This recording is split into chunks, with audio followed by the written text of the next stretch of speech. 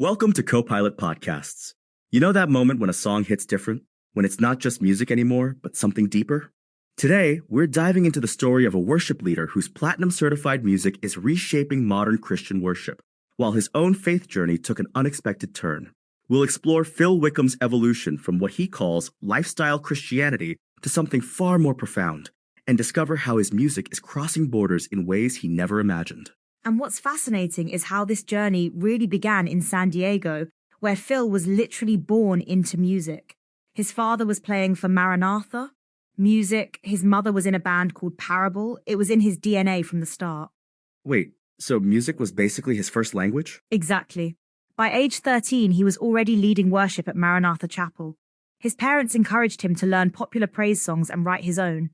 But here's where it gets interesting. He didn't initially set out to be a worship leader. Oh, really? What was his original plan? He actually wanted to be in a band and tried writing pop songs, but something kept pulling him back to Christian music. And when did things really start taking off for him? Well, his first album, Give You My World, came out in 2003, but the real breakthrough was This Is Amazing Grace. It went platinum and topped the 2014 Christian Airplay chart. That's impressive. But I heard there was a moment when he realized something was missing in his own faith journey. Yeah, this is actually one of the most profound parts of his story. Despite all the success, he found himself in what he called lifestyle Christianity, going through the motions, you know? Can you explain what he meant by that? He grew up in a Christian home where prayer was always part of life, but he realized he was just existing in it rather than truly living it. The wake-up call came from an unexpected source. What was that? Ironically, it was hearing how his own music was impacting others. He started getting emails about his songs being translated into Portuguese, Mandarin, being sung in house churches in China. That must have been pretty humbling. Absolutely. And you know what really got to him? It was when people started sharing how his song Battle Belongs gave them words to pray when they were suffering and couldn't find their own. And that affected him personally? Yeah, he had this moment where he thought, I'm singing these songs, but am I really living them? It led him to dive deep into studying prayer in scripture. Speaking of his songs, I heard his album Canons had an interesting inspiration. Oh yeah, it was partly inspired by C.S. Lewis's The Voyage of the Dawn Treader and actual cannon explosions. He said it was about how the universe is exploding with God's glory. That's such a vivid image. And his music keeps evolving, right? Definitely. His latest album, Song of the Saints, just hit number 2 on Billboard's Top Christian Albums chart. But what's really interesting is how he's approaching worship music differently now.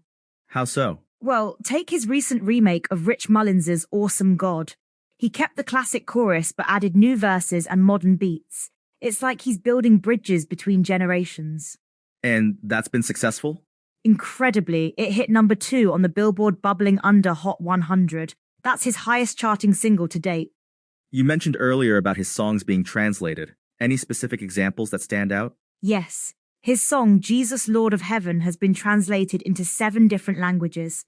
It's really showing how his music transcends cultural boundaries. That's incredible. And he's still actively touring, right? Yeah, he just finished the Summer Worship Nights tour with Brandon Lake, and now he's headlining the Air One Worship Now tour, hitting 12 arenas across the country. What drives him to keep going after all these years? He says it's about being faithful to his calling, writing songs for the church to sing, creating new prayers. He sees himself as writing new ways to sing ancient truths. That's beautiful. Has success changed his approach? Actually, he's quite humble about it. He says he's just doing what he did at 15, trying to write songs for people to sing together in church. He doesn't even care if people associate his name with the music.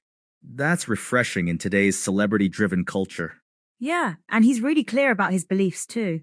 In a recent interview, he said, I believe there's one way, and it's Jesus, and I'm not going to be ashamed about it. How does that conviction show up in his new music? His new album, Song of the Saints, is actually quite bold. It's a 16-track project that defies current trends. Most songs are longer than typical radio cuts, and he's focused on depth over commercial appeal. That's quite a risk in today's streaming age. But it's paying off. The album's already making waves internationally. It's his biggest career chart debut in the UK. What do you think sets him apart from other worship artists? I think it's his ability to balance intimacy with grandeur. He can write both stadium-filling anthems and quiet, reflective pieces that work in small group settings. And he's been consistently doing this for, 2 decades now? Yes, since 2003. He's released 14 worship albums in total, and each one seems to reach a wider audience than the last.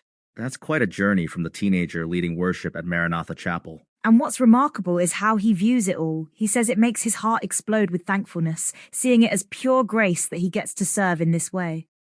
Do you think his perspective on faith has influenced his longevity in the industry? Without a doubt.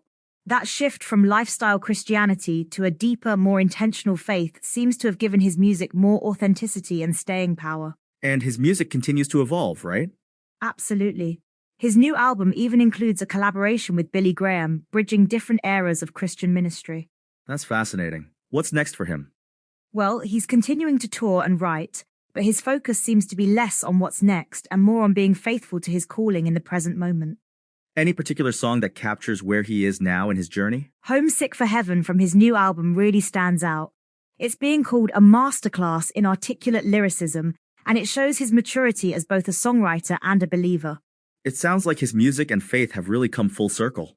Yeah, from writing pop songs to creating worship anthems that are sung worldwide, but always coming back to that simple desire to help people connect with God. What a journey. Any final thoughts on Phil Wickham's impact? I think his legacy will be how he showed that authentic faith and artistic excellence aren't mutually exclusive. He's proven that worship music can be both deeply spiritual and creatively innovative. And his music continues to reach new audiences.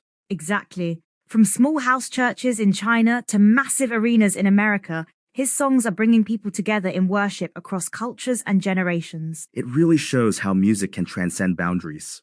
And perhaps most importantly, his own spiritual growth reminds us that even those leading worship can experience deeper levels of faith. Well, that brings us to the end of today's episode of Copilot Podcasts.